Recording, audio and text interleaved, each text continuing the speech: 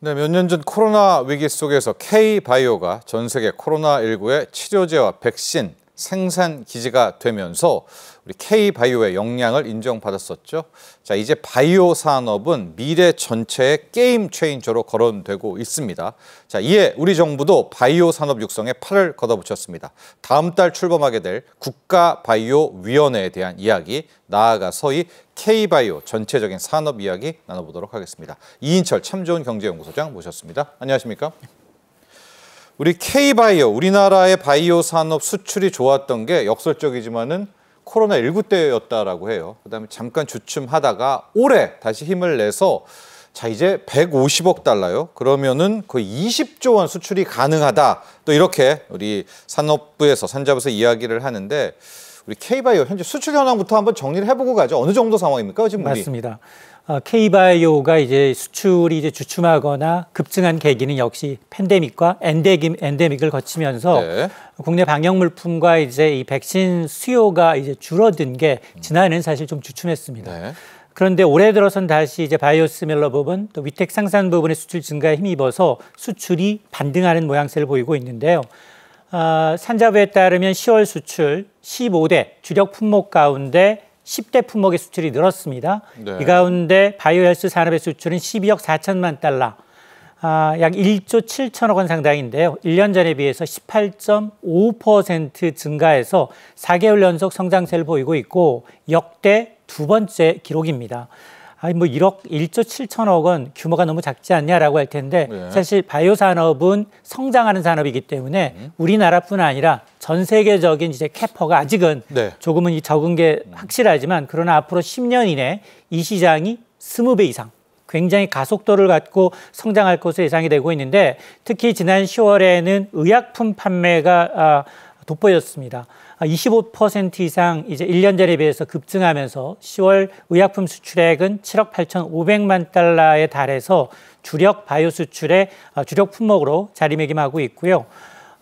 특히 이제 이 바이오시밀러와 신규 시장이 좀 늘어나고 있고 또 위탁 생산 수주가 이제 늘어난 것들 이러다 보니까 이제 국내 공장 가동이 좀 상승한 것들이 큰 역할을 하고 있습니다. 지역별로 보게 되면 유럽으로의 수출이 거의 지금 뭐 바이오헬스 부분에 있어서는 석 달 연속 플러스를 기록하고 있는데 60% 가까이 대유럽 수출이 늘었습니다. 다만 이제 일본 수출이 좀 주춤한 것으로 보이고 있는데 말씀하신 것처럼 올해 전반적으로 보면 연간 한 150억 달러, 네. 20조 원이 넘는 이제 수출을 기록하게 되면 뭐 사상 최대를 갈아치울 가능성이 상당히 높아졌습니다. 그렇습니다. 우리 K-바이오, 우리의 바이오 산업 내용을 좀 보면 우리도 막 어떤 신약 개발을 하면 좋겠지만 현재 성장 엔진은 바이오시밀러와 CMO, CDMO 같은 위탁 생산이다. 이런 이야기를 참 많이 하거든요. 개념 정리를 좀 해야 될 것 같아요. 바이오에서 위탁 생산, 뭐 마치 OEM, ODM 같은 건가, 뭐 여러 가지 우리 시청자분들 생각이 있을 텐데 맞습니다. 정리 좀 해주시죠. 위탁 개발 생산이라는 CDMO 사업은 네. 우리가 지금 얘기하는 삼성 바이오로직스와 같이 위탁을 하면서도 생산도 하고 매니팩처링도 네. 하고 위탁 제품에 대한 디벨롭먼트 CDO도 하는 네. 합성어입니다. 그래서 이제 이 개발과 생산을 모두 담당하는 조직이고요. 위탁 생산이라는 CMO 제조라는 건 의뢰받은 의약품을 대신 생산해 주는 것이 주 업무입니다. 네. 그러면 CDO는 뭐냐? 의약품 개발에 중점을 뒀어요. 그래서 생산 앞 단계의 서비스를 의미하는데 주로 중소형 제약사들이 예. 이것을 주로 담당을 하고 있습니다. 그래서 삼성 바이오로직스처럼 개발과 생산 가능한 이 CDMO 업체가 이제 주목을 받고 있는데 왜 주목을 받고 있느냐? 여기에는 바이오 제약의 생산에는 생산 시설이 반도체 클린룸처럼 네. 굉장히 이제 이 높은 수준의 청정도를 유지해야만 가능합니다. 그리고 생산 과정에서 100% 똑같은 제품을 만들어내야 되는데 이게 좀처럼 쉽지 않습니다. 기술력이네요. 맞습니다. 네. 그러다 보니까 이제 세포 치료제나 유전자 치료의 경우 전 세계 생산량의 절반 이상은 CDMO를 통해서 생산하고 있을 정도로 네. 위탁 생산이 굉장히 활발하게 이루어지고 있는 상황인데요. 만에 하나 의약품이 인체에 투약되기 때문에 개발과 임상 과정에서 성공적으로 마쳤다 하더라도 네. 생산에 문제가 생겼다라고 하면 실제로 승인받기가 어렵습니다. 자, 그러다 보니까 이런 품질 발생 문제 리스크를 줄이기 위해서 글로벌 제약사들 역시 자체 생산보다는 좀 더 높은 품질 기준을 만족시키는 CDMO 이런 이제 위탁 개발 생산 업체에게 맡기는 경우가 늘고 있습니다. 네, CMO, CDMO 우리가 의류만 생각하면은 OEM, ODM 뭐 별거 아니야 이런 생각도 좀 하실 수가 있을 텐데요. 반도체 한번 예를 들어볼까요? TSMC 위탁 생산입니다. 만들어내는 거 엄청 어렵잖아요. 제약은 훨씬 어렵지 않겠습니까? 그래서 우리 K바이오 현재 CMO, CDMO에서는 상당한 경쟁력이 있다고 하는데 한번 더 들어가 보죠. 이 CMO, CDMO의 전 세계 시장의 규모, 성장성 그리고 우리가 한 어느 정도의 경쟁력이 있는지 우리 수준까지도 한번 짚어주시죠. 앞서 이제 10월 우리 수출이 1조 7천억 원이라고 네. 했는데 지난해 이 시장 규모를 보게 되면 약 20조 원, 26조 원 정도입니다. 네. 그러니까 지난해까지는 성장세가 그다지 가파르지 않았습니다. 그런데 올해부터 앞으로 10년 동안은 연평균 두 자릿수 14% 이상 성장을 해서 2029년 약 60조 원 시장에 다다를 것으로 예상이 되고 있는데요. 이거는 전체 바이오 의약품의 평균, 연평균 성장률 9%를 상당히 좀 웃도는 수준이기 때문에 앞으로도 이 CDMO 시장은 빠르게 고속 성장이 예상이 되고 있습니다. 특히나 이제 이 고도의 기술력과 시설이 필요한 이제 바이오 생산에 대해서는 수요 증가가 맞물리고 있는데요. 네. 지금 현재 이 시장을 선도하고 있는 기업은 어디냐? 스위스의 론자사입니다. 예. 여기는 25%의 점유율로 전 세계 시장 점유율 1위를 기록하고 있고요. 2위가 중국입니다. 중국의 우시바이오로직스가 12%대, 네. 그리고 3위가 지금 미국의 캐탈란트사, 4위가 한국의 삼성바이오로직스입니다. 네. 9.9% 정도의 점유율을 기록하고 있는데, 근데 미국에서 지금 준비하고 있는 또 하나의 바이오 관련 법이 있습니다. 지금 논의 중인 생물보안법입니다. 네. 이건 뭐냐? 생물보안 문제를 이유로 특정 국가, 중국입니다. 중국과의 이 CMO 기업과는 협력을 좀 제한하는 것이기 때문에 상대적으로 한국이 수혜를 입지 않겠느냐라는 관측이 나오고 있습니다. 네, 그렇습니다. 우리의 경쟁력 아까 말씀 좀 여쭤봤는데 우리는 어느 정도인가요? 그렇습니다. 수준은요? 지금 국내 제약 바이오 기업들도 이제 CDMO 시장이 이제 굉장히 고속 성장하고 있기 때문에 기존에 하고 있던 삼성 바이오로직스, 롯데 바이오로직스, 셀트리온에다가 전통적인 제약 업체들까지도 이 시장에 가세를 하고 있습니다. 특히 대기업 가운데는 삼성 바이오로직스가 단연 돋보이는데요. 연간 60만 리터 규모의 세포주를 생산 능력을 보유하고 있는데 2032년까지 무려 132만 리터로 현 생산 기준의 2배 이상 이제 확대하겠다라는 거고요. 지금 최근에는 이 삼성바이오로직스가 1조 7천억 원 상당의 계약을 체결하면서 글로벌 시장에서 두각을 나타내고 있고 조만간 글로벌 넘버 3, 3위까지 오를 것으로 예상이 되고 있고요. 네. 또 롯데바이오로직스도 인천 송도에 12만 리터 규모의 공장을 건설 중에 있는데 미국 이 시라큐스에 있는 브리스톨 마이어의 생산 시설을 인수해서 네. 현지에서 미국 시장 진출을 가속화하겠다라는 거고 셀트리온도 올해 CDMO 자회사를 설립해서 18만 리터 규모의 생산 시설을 구축할 예정인데 18만 리터라는 건 이건 송도 롯데바이오로직스 공장보다도 더 큰 규모로서 이 부분에 대한 이제 시장에 대한 확대에 대한 의지를 보여주고 있는 대목이고 전통적인 이제 제약사 가운데서는 유한양행 그리고 한미약품, 대한제약과 같은 원료의약품, 원재의약품을 통해서 해외 파트너십을 협력하면서 해외 시장 확장을 목표로 하고 있는데 이 시장을 왜 넘보고 있느냐? 영업이익률이 워낙 좋습니다. 네. 평균 영업이익률이 연평균 20에서 30%로 일반 제약사보다 높은 수익성을 보여주고 있기 때문에 그런데 이 시장이 대형 자본과 기술력이 투입이 돼야 되거든요. 네. 그러다 보니까 대형 시설과 첨단 인프라가 필요한 만큼 진입 장벽이 상당히 높다라는 것에 대해서 우리 제약업체들이 이 부분에 사활을 걸고 있는 이유입니다. 그렇습니다. 저희가 이제 보니까 CMO, CDMO, 바이오 시밀러 이쪽에서는 이제 세계 탑급으로 올라가고 있는데 이뿐만이 아닙니다, 여러분들. 우리 기술 플랫폼들 혹은 신약 개발에서도 우리 K바이오가 점점점 두각을 나타내고 있는데 얼마 전에 유한양행의 또 쾌거도 있었고요. 알테오젠의 쾌거도 있었고 또 하나 포커스를 맞추는 게 요즘의 제약의 트렌드가 ADC라고 합니다. 이 약물이 항체만 집중적으로 타격하는 뭐 그런 새로운 트렌드라고 하는데 관련해서 우리 기술 플랫폼 이제 바이오 기업들이죠. 꽤 지금 약진하고 있죠. 예, 월드 ADC와 행사와 함께 이 부분도 한번 짚어주시죠. 그렇습니다. 미국 샌디에고에서는 현지 시간으로 4일부터 7일까지 월드 ADC 샌디에고 컨퍼런스가 열릴 예정인데요. 예, 올해로 15번째를 맡고 있습니다. 전 세계에서 가장 큰 규모의 전문 컨퍼런스고 올해만 세계 110여 개 기업, 전문가 1,400여 명이 참여를 합니다. 이 말씀하셨던 이제 ADC라는 건 네. 항체 약물 접합체라고 얘기를 합니다.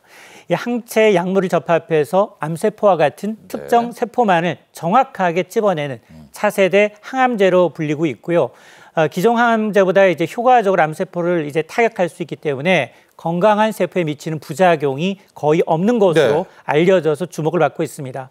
아마 이제 우리나라의 바이오 기업들도 각자의 기술과 신약 개발 성과를 내세워서 여기에 참여를 하고 있는데요. 예를 들어서 중소기업 가운데는 ABL 바이오주의 경우에는 이중항체 ADC 기술을 발표하면서 이를 통해서 정밀하게 암세포를 약물에 전달할 수 있는 기술을 소개할 예정으로 알려져 있고요.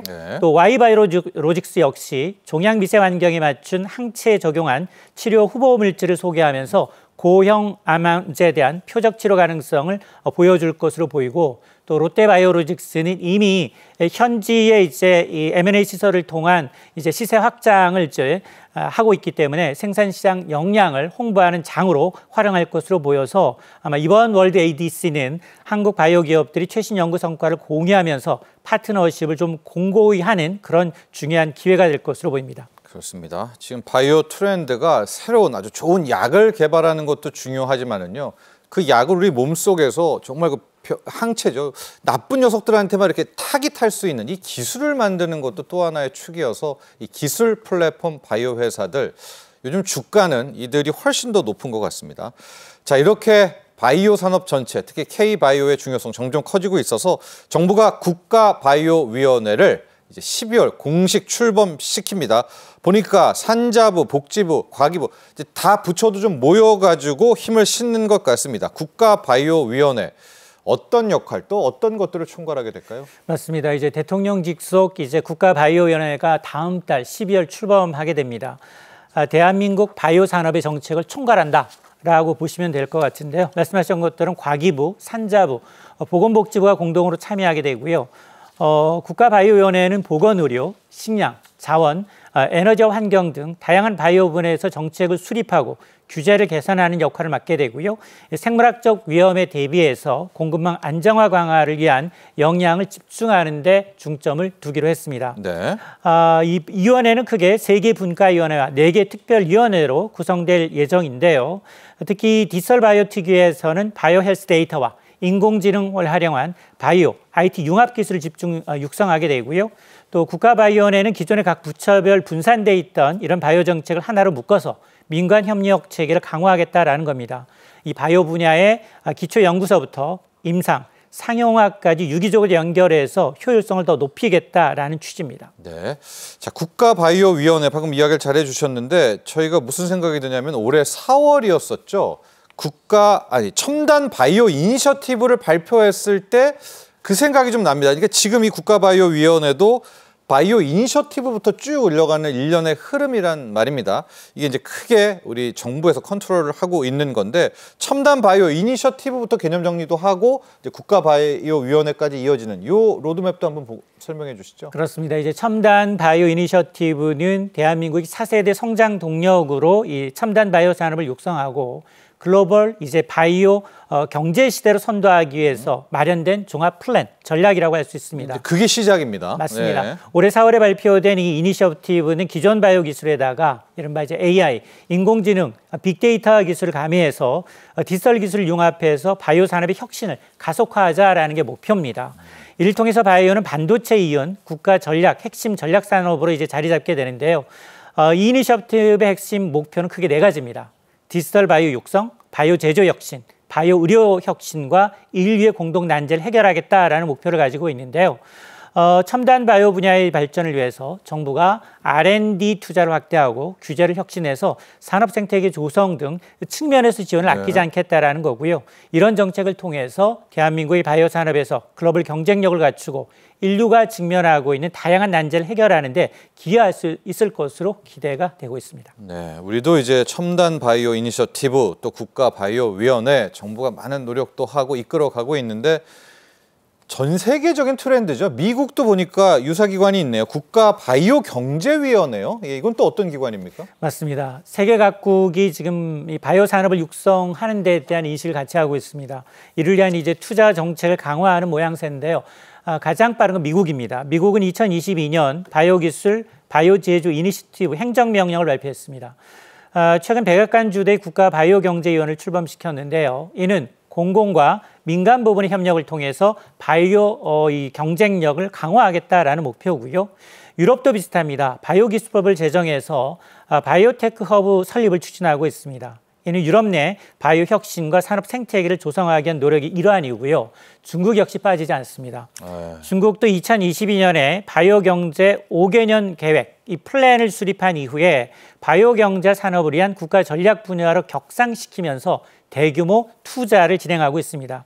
이처럼 세계 각국이 바이오 산업에 거의 올인하고 있는, 집중하고 있는 이유는 기술 혁신을 통해서 경제 성장과 더불어서 의료 분야의 혁신 그리고 기후변화와 같은 글로벌 문제를 해결할 수 있다라는 장점 때문입니다. 자, 우리나라는 이제 국가 바이오 위원회입니다.